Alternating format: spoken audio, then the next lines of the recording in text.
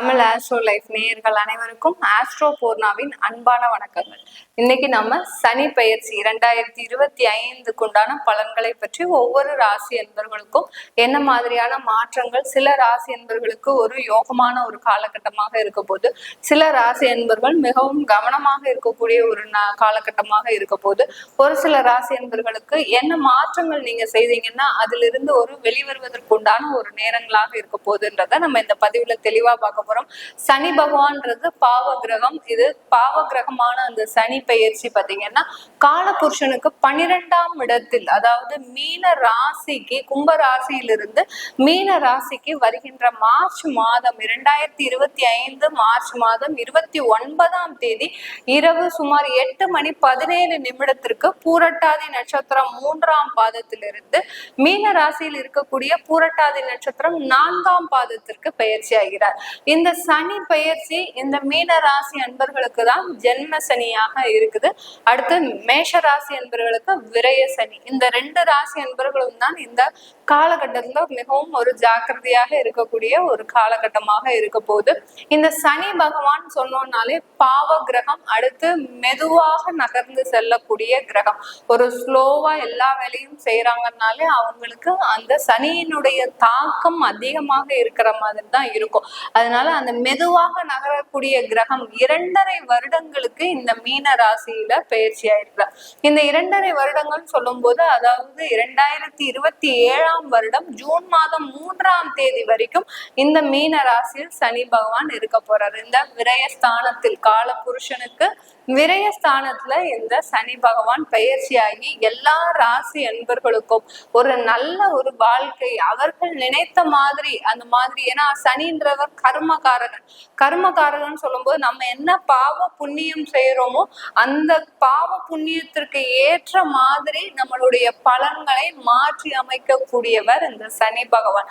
நம்மளுடைய கர்மா என்ன சொல்லுதோ அதுதான் நம்மளுக்கு விளைவாக வரப்போகுது இந்த சனி பெயர்ச்சியில. அததான் நம்ம இந்த பதிவுல தெளிவா பார்க்க போறோம். இந்த பதிவை உங்களுக்கு ரொம்ப பிடிச்சிருக்கு அப்படின்னா உங்களுக்கு ஃப்ரெண்ட்ஸ் அண்ட் ரிலேட்டிவ்ஸ்க்கு ஷேர் பண்ணுங்க. அவங்களும் சனி பெயர்ச்சியின் மூலமாக எந்த மாதிரியான ஒரு மாற்றங்கள் அவங்களுக்கு வரப்போகுதுன்றத தெரிஞ்சுப்பாங்க.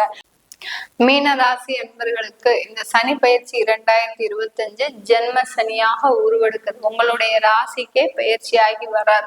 புரட்டாதி நட்சத்திரம் 4ஆம் பாதத்திற்கு அந்த சனி பகவான் பயிற்சியாகி வர்றார். அதனால இந்த புரட்டாதி நட்சத்திர அன்பர்கள் மேக்சிமம் உங்களுடைய ஸ்ட்ரகிள்ஸ்ல இருந்து நீங்க வெளியில வரக்கூடிய நேரம் தான். ஏன்னா நீங்க ரொம்ப அளவுக்கு பயப்பட வேண்டாம். ஏன்னா 4ஆம் பாதம்ன்றது கொஞ்சம் அப்படி ஒரு 3, 4, 6 மாதத்திலேயே முடியக்கூடிய ஒரு நேரமாக இருக்கும். 6 மாதத்துக்குள்ளேயே உங்களுக்கு முடியக்கூடிய ஒரு நேரமாக இருக்கும். அதனால புரட்டாதி நட்சத்திர அன்பர்கள் நீங்க ஸ்ட்ரகிள்ஸ்ல இருந்து வெளியில வரக்கூடிய ஒரு நேரம் தான். உங்களுக்கு அந்த அளவுக்கு பெரிய பாதிப்புகள்ன்றது இந்த புரட்டாதி நட்சத்திர அன்பர்களுக்கு கிடையாது. நான் நட்சத்திர ரீதியாக அந்த சனி பயிற்சி பலன்களை தனியா பதிவுல போடுறேன். அதுல நீங்க தெரிஞ்சுக்கலாம். நான் இது வந்து ரஃபா தான் சொல்லியிருக்கிறேன். ஏன்னா மீன ராசின்ற போது எல்லாருக்குமே ஒரு பயம் இருக்கும். அதுல மிகவும் அதிகமாக பாதிக்கப்படுவாங்க, இல்ல அதிகமான ஒரு மாற்றங்களை கொடுக்கறவங்களுக்கு பாத்தீங்கன்னா புரட்டாதி நட்சத்திரம் தவிர்த்து உத்திரட்டாதி ரேவதி நட்சத்திர அன்பர்களுக்கு மாத்திரம்தான் இந்த மாற்றங்கள் இருக்க போகுது. அதனால பூரட்டாதி நட்சத்திர அன்பர்கள் ரொம்ப பெரிய அளவுல பாதிக்கப்பட மாட்டீங்க. ஜென்ம சனி அப்படின்னு இருக்கும் போது நீங்க எந்தெந்த இடத்துல எல்லாம் கேர்ஃபுல்லா இருக்கணும். சனி பகவான் கர்மக்காரன், நீதிமான்.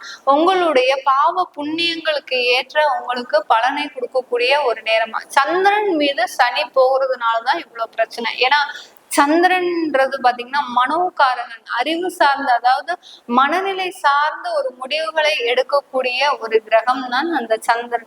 அதற்கு பேர் தான் ராசி. இப்போ மீன லக்னமா இருக்கிறீங்கன்னா உங்களுக்கு லக்னத்துக்கு மீது அந்த சந்திரன் போறார். அப்போ எப்படி இருக்கும்? உங்களை சார்ந்து, உங்களுடைய அறிவை சார்ந்து அந்த சனி பகவான் சில மாற்றங்களை கொடுக்கக்கூடிய ஒரு நேரம் தான் இந்த ஜென்ம சனி, இந்த லக்னத்திலேயே வரக்கூடிய அந்த சனி பகவான். அதனால அந்த சந்திரன்றது பாத்தீங்கன்னா அடிக்கடி நம்மளுடைய மனநிலைமை மாத்திக்கிட்டே இருப்போம். நீங்க யாருக்காவது அட்வைஸ் பண்றீங்க, நல்ல விதமா அந்த தொழில் போயிட்டு இருக்கு அப்படின்னு இருக்கும் போது அதுலயே நல்ல ஒரு கூடுதலான ஒரு நல்ல ஒரு அட்வைஸா பண்றோம் அப்படின்னு இருக்கும் போது அதுல ஒரு நல்ல வளர்ச்சியை அடையக்கூடிய ஒரு நேரமா இருக்கும். இப்ப நீங்களே அட்வைஸ் பண்ணி அவனுக்கு எல்லாமே போச்சு, நஷ்டத்துல போயிட்டு இருக்கு, அவனுக்கு இது போக கடன் வேற வாங்குறான் அப்படின்னா உங்களுக்கு எவ்வளவு பெரிய பதட்டமா இருக்கும். ஐயோ நம்ம சொல்லி அவனுக்கு இப்படி ஆயிப்போச்சே அப்படின்ற ஒரு பதட்டம் இருக்கும். அதுதான் அந்த சந்திரனாகப்பட்டது தீர்மானம். அந்த மனப்பதட்டத்தை கொடுக்கறது தான் அந்த சந்திரன். அந்த மனப்பதட்டத்தின் மீது அந்த சனி பகவான் பயணிக்கும் போது இந்த மீன ராசி என்பவர்களுக்கு சில மனக்குழப்பங்கள் அதிகமாக வரும். ஏதோ ஒரு மென்டல் டென்ஷன் அதிகமா இருக்கும். ஏன்னா ஏற்கனவே அந்த ராகு சந்திரன் அப்படின்னு இருக்கும்போது, ராகு பகவான் இருக்கும் போதே இந்த மீனராசி என்பவர்கள் பாதி உயிர் தன் கையிலேயே இல்லை. ஏன்னா அந்த அளவுக்கு ஒரு குழப்பமான ஒரு சூழ்நிலை. சாதாரணமா ஒரு திருமண ஏற்பாடு தான் பண்ணியிருப்பீங்க, அந்த திருமண ஏற்பாடு பண்றதுக்குள்ள உங்களால அப்படி விழி பிதுங்கி இருக்கக்கூடிய ஏன்டா இந்த திருமணத்தை ஏற்பாடு பண்ணணும் அப்படின்ற ஒரு சூழ்நிலைக்கு வந்திருப்பீங்க. அந்த அளவுக்கு அந்த இடத்துல ஒரு மனக்குழப்பம், தேவையில்லாத சண்டைகள், சச்சரவுகள், பிரிவினைகள், தேவையில்லாத விவாதங்கள் இப்படிலாம் வந்து போகக்கூடிய ஒரு சூழ்நிலையா இருக்கும். இப்போ அந்த பாவ கிரகமான அந்த சனியும் இறங்கும் போது, அந்த கர்ம கிரகம் அடுத்து நீதிமான் இறங்கும் போது உங்களுடைய பாவ புண்ணியங்களுக்கு ஏற்றுதான் அவர் உங்களுடைய வாழ்க்கையை நடத்த போறார். அடுத்த 2.5 வருடங்களுக்கு ரொம்ப பெரிய அளவுக்கு ஒன்றும் பயப்படாதீங்க.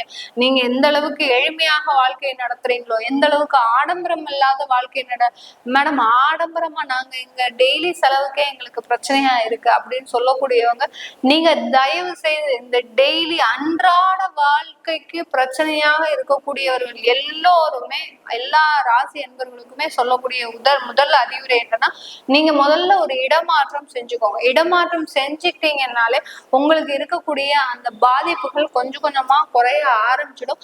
அதே சமயத்துல உங்களுக்கு உண்டான தெய்வத்தை வழிபாடு பண்ணுங்க. அந்த தெய்வ வழிபாடே பண்ணாம எங்களுக்கு எதுவுமே நடக்க மாட்டேங்குது, எங்களுக்கு எதுவுமே செய்ய முடிய மாட்டேங்குது அப்படின்னு நம்ம புலம்பி பிரயோஜனமே கிடையாது. அதனால அதை மாத்திரம் செஞ்சுக்கோங்க. சில மீனராசி அன்பர்களுக்கு பாத்தீங்கன்னா தொழில் ரீதியான நிறைய ஒரு மாற்றங்கள் வரப்போகுது. ஏன்னா உங்களுடைய அந்த சனி பகவான் உங்களுடைய 7ஆம் இடத்தை பார்வையிடுகிறார். பார்வையிடும் போது இந்த காலகட்டத்துல தொழில் ரீதியான மாற்றங்களை இந்த சனி பகவான் உங்களுக்கு கொடுக்க போறார். நிறைய கஸ்டமர்ஸ், கிளையன்ஸ் கொடுக்கறதுக்கு, வாய்ப்புகள் கொடுப்பதற்கு, இந்த மாதிரி எல்லாம் ஒரு ஆப்பர்ச்சுனிட்டிகள் கிடைப்பதற்கு இந்த மீனராசி என்பவர்களுக்கு இது ஒரு சாதகமான காலம்.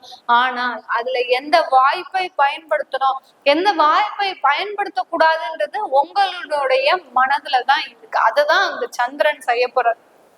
சனி பகவான் உங்களுக்கு உண்டான வாய்ப்புகளை கொடுக்க போறார். அந்த சந்திரன் அந்த வாய்ப்பை எப்படி பயன்படுத்தணும்ன்றத ஒரு தெளிவான முடிவு இருக்கணும்.